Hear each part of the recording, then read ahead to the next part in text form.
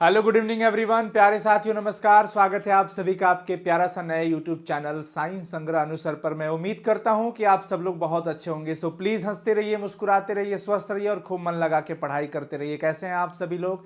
एक बार सेशन की शुरुआत होने से पहले मैं आप सभी लोगों से रिक्वेस्ट करूंगा कि आप जहां भी हैं, जिस भी सिचुएशन में हैं, प्लीज एक बार सेशन को अपने सभी दोस्तों के साथ जरूर शेयर कर लीजिएगा। टेलीग्राम हो, व्हाट्सएप ग्रुप हो, इंस्टाग्राम हो, जहां पे भी आप जुड़े हुए हैं आपके साथ, जहां पे भी आपके साथी हैं आपके साथ, उनको जरूर शेयर करें ताकि ज़्यादा से ज़्यादा बच्चे इस सेशन को देख पाएँ, समझ पाएँ, सीख पाएँ।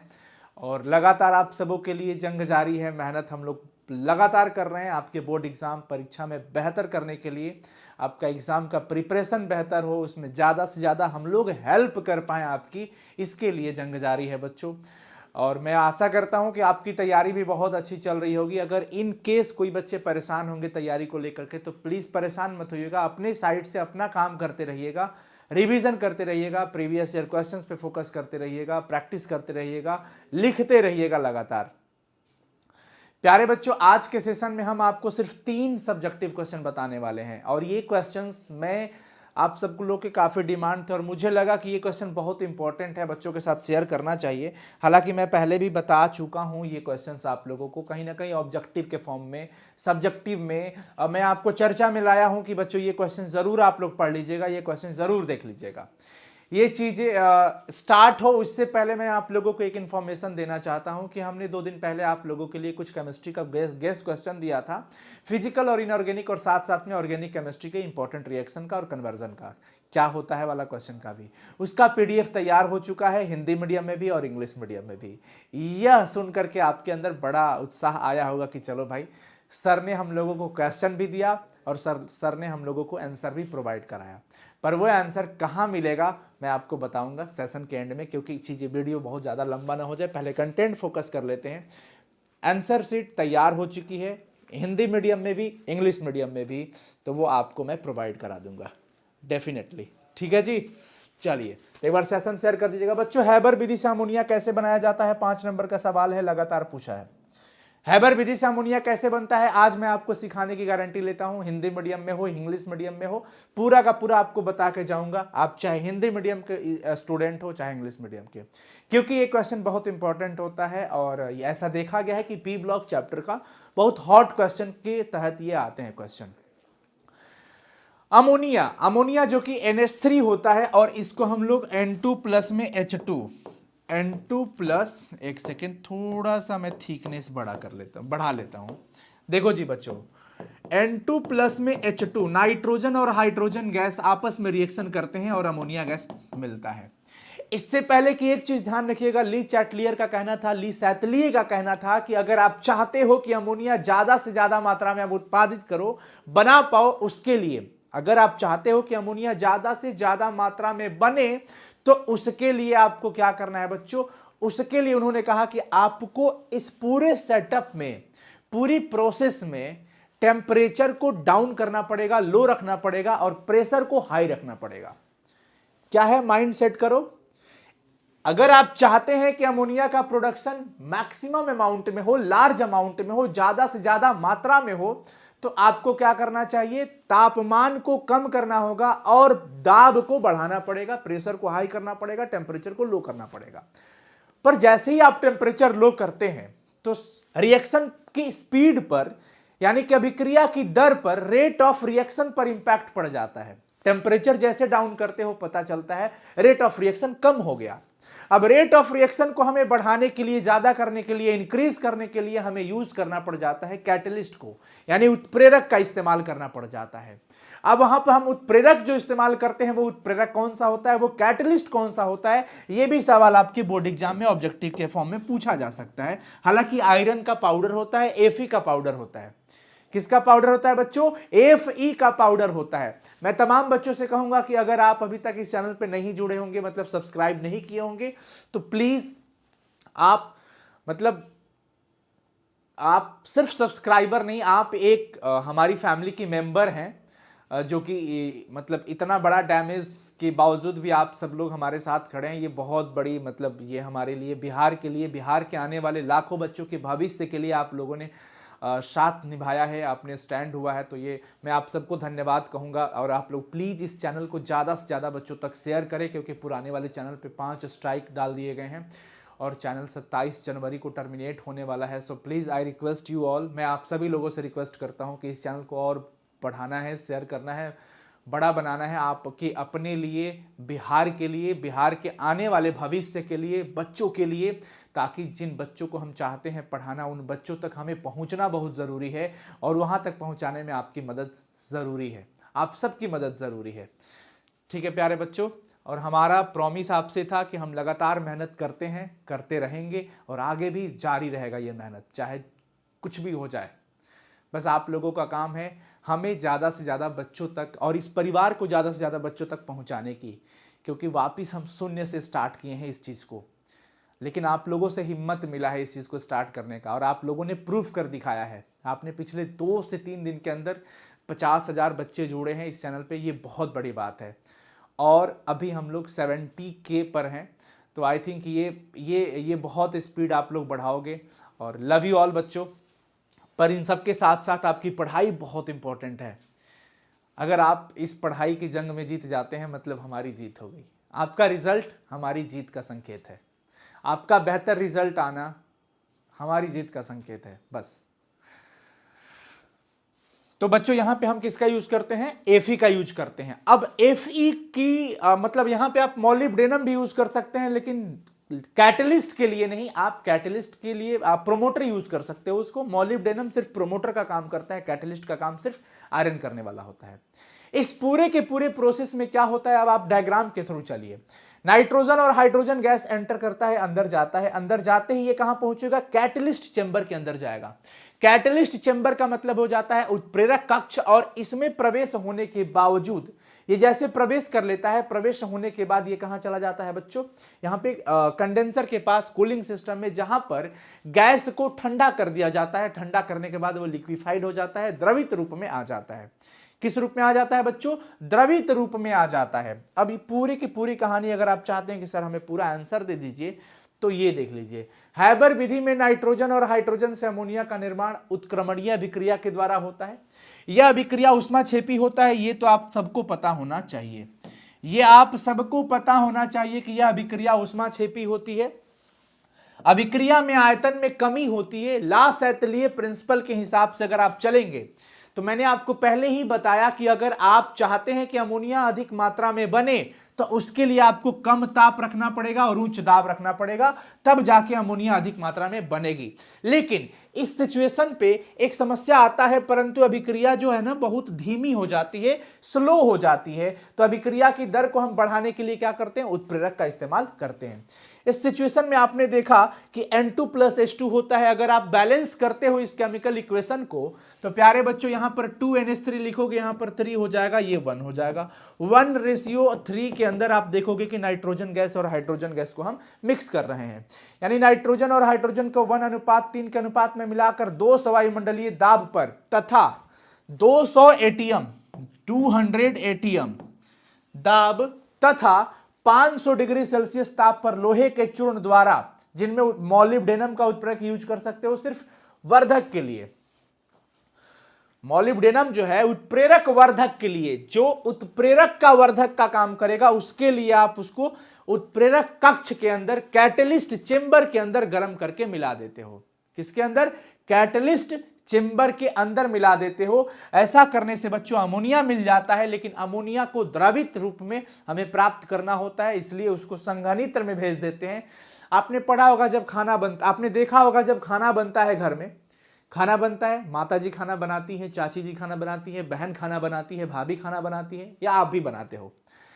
तो आप कोई भी कंटेनर में कोई सबस्टांस गर्म कर रहे होते हैं, पानी ही गर्म होता है मान लीजिए, और उसको एक किसी भी पात्र से ढक दिए हैं, किसी भी पॉट से, बर्तन से ढक दिए हो, ढकने के बावजूद कोई प्लेट वगैरह से, कुछ भी से ढक दिए हो। आप थोड़ी देर बाद क्या पाते हो? जैसे ही आप उसको वापस हटाते हो, हटाने के बाद आप देखते हो नीचे वाले सरफेस के अंदर, मतलब नीचे वाले सतह पर आप ये पाते हैं कि कई सारी पानी की बूंदें वहां पे रहती है, ड्रॉपलेट्स जिसको आप कहते हो। वो कहां से आ गया? पानी को आपने गर्म किया, पानी को गर्म किया तो पानी भाप बना, और भाप किस अवस्था में आ गया, कौन सी फिजिकल स्टेट हो गई, गैस। लेकिन जैसे ही वो ठंडा होता है तो वापस लिक्विड बनता है। यानी किसी भी लिक्विड को गर्म करोगे तो गैस में बनेगा, गैस को कूल करोगे तो वो लिक्विड बनेगा।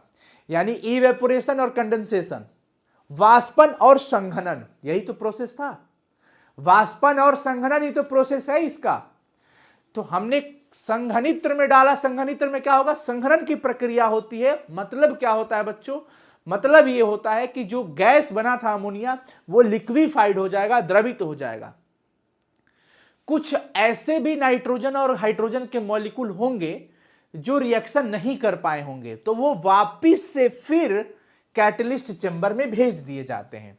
जो बचे हुए होते हैं ना वो वापिस से फिर ऐसे भेज दिए जाते हैं। इस प्रकार से लगातार अमोनिया का उत्पादन होते रहता है कंटिन्यूअसली। इन हैबर मेथड या Haber process the production of ammonia from nitrogen and hydrogen is based on the following reversible reaction. इसमें क्या होता है बच्चों कि आपको पता होना चाहिए कि दिस रिएक्शन इज एक्सोथर्मिक, यानी कि यह जो रिएक्शन होता है वो एक्सोथर्मिक होता है, उष्माक्षेपी होता है।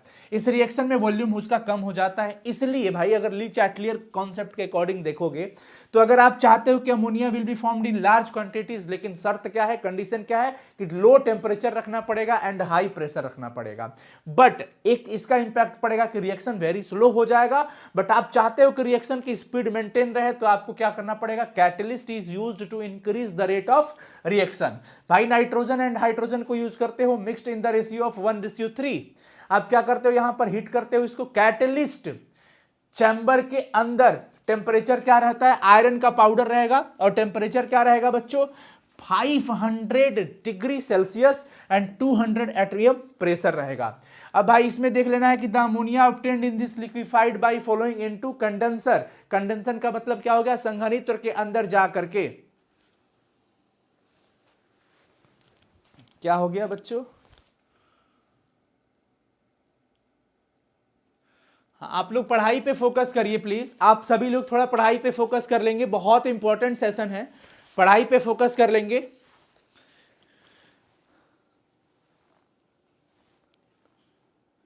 क्या हो गया,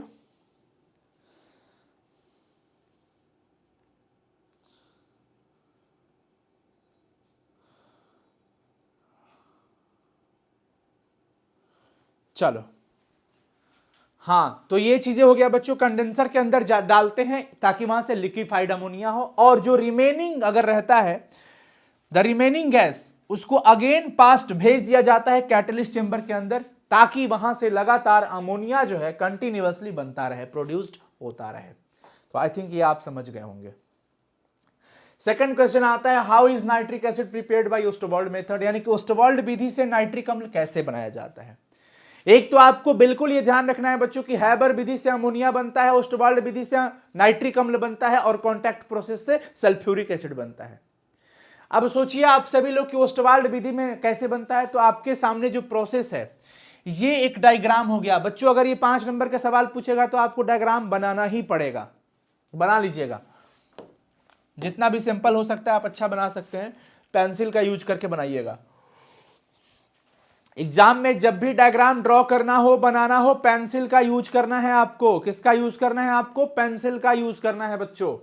आगे देख लीजिए, इसमें क्या होता है, अमोनिया के द्वारा भी पूछे या ओस्टवाल्ड विधि डायरेक्ट कह दे तो बात बराबर है। अगर अमोनिया के थ्रू पूछता है कि कैसे बनता है नाइट्रिक एसिड तो भी यही आंसर होगा। आप क्या करते हो, अमोनिया और हवा यानी कि एयर, ऑक्सीजन को मिक्स करके इस कंटेनर के अंदर भेजते हो, और इसके अंदर, इस बॉक्स के अंदर डाला जाता है, पास कराया जाता है, और इसके अंदर बच्चों प्लैटिनम का गॉज होता है, प्लैटिनम की जाली लगी होती है, और उसी जाली से होकर के ये गैस पास होगा। ये जो प्लैटिनम का गॉज होता है बच्चों, ये कैटलिस्ट का काम करता है। इसी चेंबर के अंदर ये रहता है, इसीलिए इसको कैटलिस्ट चेंबर भी कहते हैं। प्लैटिनम की जाली लगी हुई होती है। अमोनिया गैस और हवा जो है, एयर जो है, ये मिक्स होके अंदर जाएगा, और जाने के बावजूद ये इसी चैम्बर से क्रॉस करेगा, प्लैटिनम की जाली से क्रॉस होके जाएगा। इस प्रक्रिया में बच्चों ये नाइट्रिक ऑक्साइड बनाता है। यही आपको दिमाग में रख लेना है, क्या बनाता है, नाइट्रिक ऑक्साइड बना लेता है। ये नाइट्रिक ऑक्साइड बन के इधर प्रवेश करता है, एंटर करता है इस ऑक्सीडेशन चेंबर के अंदर। इसको हम कहते हैं बच्चों सेकंड वाले पार्ट को ऑक्सीडेशन चेंबर, यानी कि ऑक्सीकरण कक्ष। क्या कहते हैं? ऑक्सीकरण कक्ष।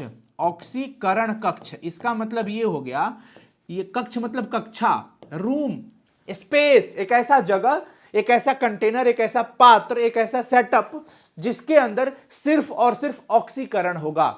यानी ये जो नाइट्रिक ऑक्साइड मिला ये वापस अगले कक्ष में जाता है जहां पर O2 के साथ ये ऑक्सीडाइज्ड होगा, ऑक्सीकृत होगा और ये बना देगा नाइट्रोजन डाइऑक्साइड।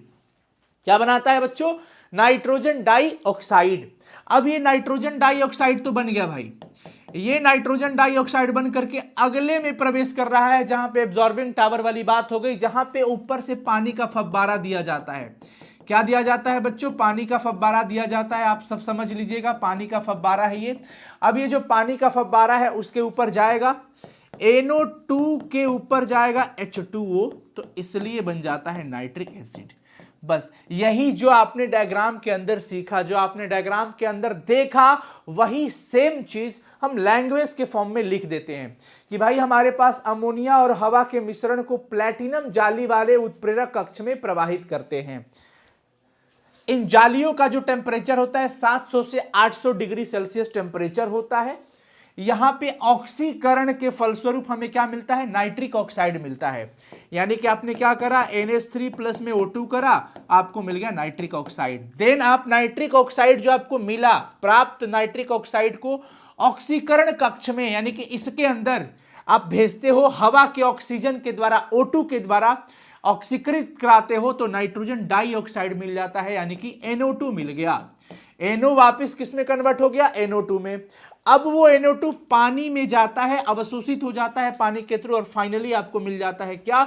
नाइट्रिक अम्ल का डाइल्यूट सॉल्यूशन, जो कि पूरा का पूरा प्रोसेस यहां पे है। एक बार इंग्लिश में देख लीजिए। A mixture of ammonia and air is flowed into the catalyst chamber having platinum mesh, या फिर गॉज कह सकते हो।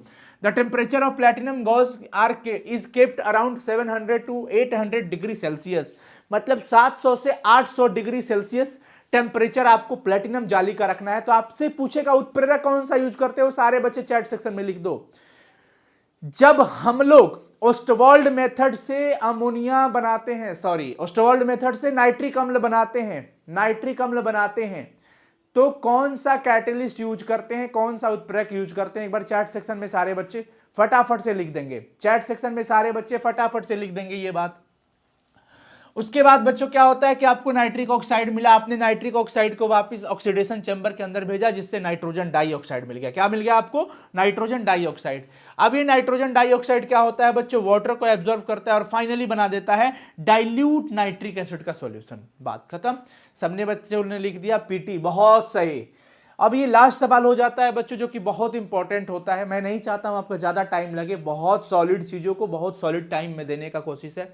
संपर्क विधि से सल्फ्यूरिक एसिड कैसे बनाया जाता है, यानी कि कॉन्टैक्ट प्रोसेस से सल्फ्यूरिक एसिड का को कैसे बनाया जाता है, ये क्वेश्चन कई बार पूछा है। अगर आपके सामने आता है कि संपर्क विधि से ओलियम कैसे बनाया जाता है, देन क्वेश्चन आल्सो ये भी सही है भाई, कोई दिक्कत वाली बात नहीं है, क्योंकि पहले आप ओलियम ही बनाओगे फिर जाके आपको मिलेगा सल्फ्यूरिक एसिड। आपके पास इसके लिए जो प्रोसेस होता है उसको बिल्कुल ध्यान में रखना होता है। ये ध्यान ये रखना है बच्चों कि सबसे पहले आपको कहीं ना कहीं से सल्फर चाहिए। क्या चाहिए? सल्फर। सल्फर इसलिए चाहिए, सॉरी आपको चाहिए सल्फर डाइऑक्साइड। अब सल्फर डाइऑक्साइड के लिए आपको या तो सल्फर लेना पड़ेगा या कोई पाइराइट अयस्क लेना पड़ेगा, पाइराइट ओर लेना पड़ेगा, जिसके रोस्टिंग से, जिसके जारण से, जिसको जला करके आप SO2 बना सके। यानी सबसे पहला काम होता है कि आपके पास SO2 होना चाहिए, सल्फर डाइऑक्साइड होना ही चाहिए। तो हम क्या करते हैं भाई, या तो सल्फर को सीधा गर्म कर लो, SO2 बन जाएगा, या फिर कोई पाइराइट वगैरह जो जैसे ZNS हो गया, Fe2S3 हो गया, इन सब को हम लोग इस्तेमाल कर सकते हैं।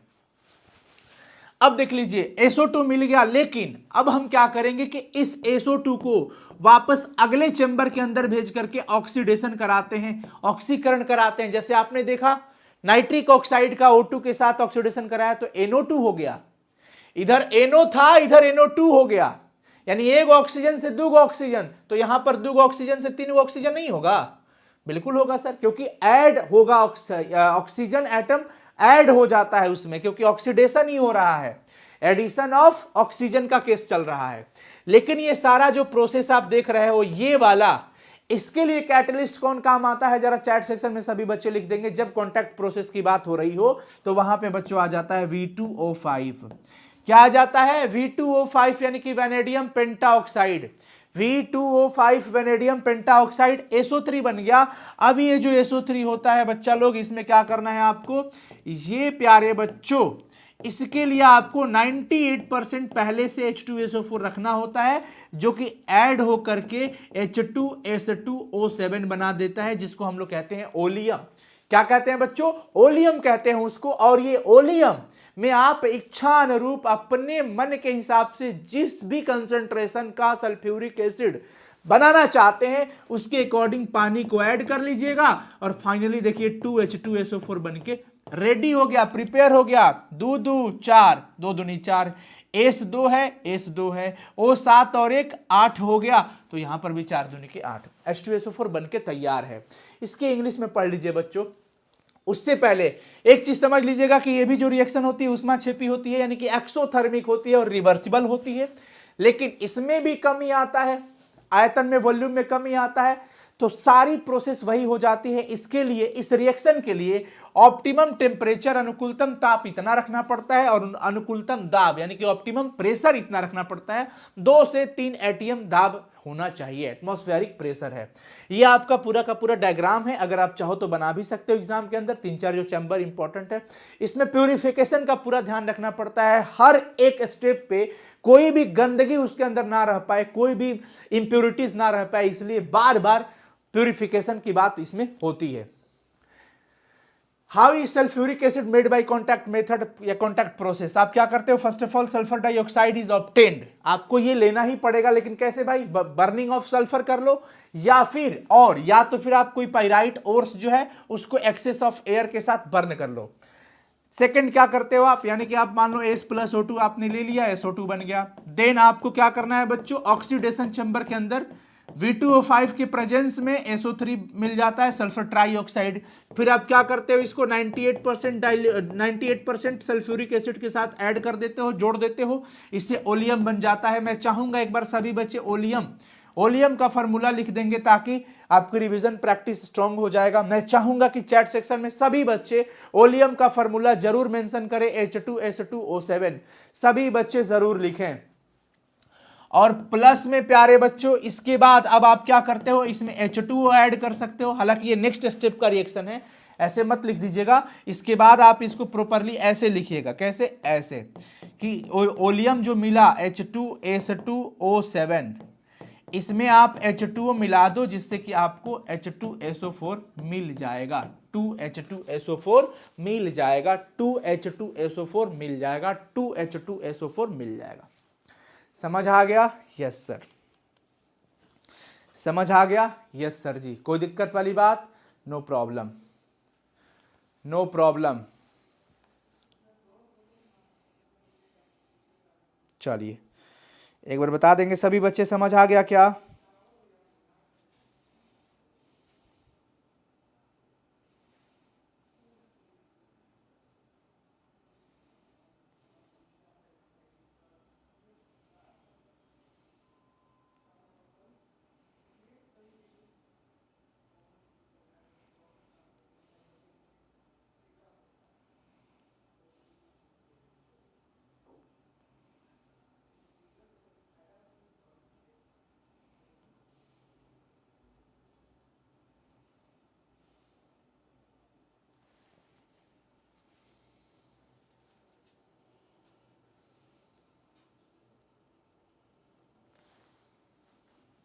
यस सर, समझ आ गया।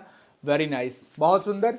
अब मैं आप लोगों को बता दूं, अच्छा ये भी देख लो आप लोग कि ऑप्टिमम टेम्परेचर इसके लिए इतना हो जाता है और ऑप्टिमम प्रेशर इसके लिए इतना हो जाता है। कोई दिक्कत वाली बात? नो सर जी। अब चलिए मैं आप लोगों को बता दूं कि जो भी गैस क्वेश्चन हमने दिया था, गैस क्वेश्चन, उसका जो पीडीएफ है बच्चों, गैस क्वेश्चन का आंसर सीट, उसका जो पीडीएफ है, पीडीएफ, इस पीडीएफ के लिए आपके फोन में होना चाहिए साइंस संग्रह का ऐप, क्योंकि हम वो आपको बताए थे ना पूरा कि ऐप में आप सबको फ्री एक्सेस रहेगा जहां पे आप इस पीडीएफ को आराम से देख सकते हो, पढ़ सकते हो, रिवाइज कर सकते हो। बड़ा मेहनत से पीडीएफ बनाने पड़ता है, वैसे बहुत मेहनत से। साइंस संग्रह का ऐप आपके फोन में होना चाहिए। उसके बाद जैसे आप ऐप ओपन करेंगे, अपना मोबाइल नंबर वगैरह डाल के लॉगिन कर लीजिएगा, तमाम बच्चों के फोन में एक्टिव होगा वो एप्लीकेशन।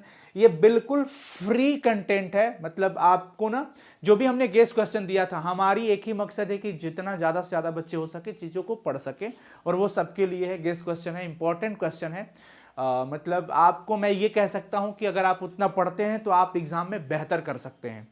तो हमारी एक कोशिश है, तो वो केमिस्ट्री का है, जहां पे आप जाइएगा यूट्यूब पीडीएफ के नाम से आपको वहां पे दिखेगा। यूट्यूब पीडीएफ के नाम से आप जाइएगा, आपको वहां पे दिखेगा। उसके अंदर आपको सब्जेक्ट के अंदर जाना है, केमिस्ट्री के अंदर। केमिस्ट्री के अंदर जाइएगा तो आपको दिखेगा guess question answer of chemistry, guess question answer of chemistry, guess question answer of chemistry के नाम से फोल्डर दिखेगा, उस पर क्लिक करिएगा, आपको मिल जाएगा। यानी कि अगले 10 मिनट के बाद आपको मिलेगा। जैसे मैं क्लास एंड करूंगा तो वो मैं अपलोड करूंगा, ठीक है। पहली बात। दूसरी बात कि आप सभी लोगों को गणतंत्रता दिवस की बहुत बहुत शुभकामनाएं एडवांस में अभी से ही। तो प्यारे बच्चों, अगर आपके जो भी छोटे भाई बहन होंगे, आप सभी उन बच्चों को बता दीजिएगा कि अगर वो बच्चे क्लास 12th में हैं, क्लास 12th में है और 2025 में एग्जाम देने वाले हैं, तो वो हमें ज्वाइन कर सकते हैं प्रहार बैच में। प्रहार 2025 बैच, प्रहार 2025 बैच में ज्वाइन कर सकते हैं। नंबर हमारा है 9155181020, और बहुत स्पेशल डिस्काउंट रहेगा। एक तो वैसे ही प्राइस बहुत कम है, उस पे भी बहुत कम प्राइस होगा। तो कल का पूरा एक हमारे बिहार के तमाम बच्चों के लिए एक ऑफर रहेगा। तो आप सभी लोग अपने छोटे भाई बहन दोस्तों को जरूर बताएं कि किसी भी तरह की दिक्कत हो तो हमारे दिए गए नंबर पे कॉल करें, 9155181020।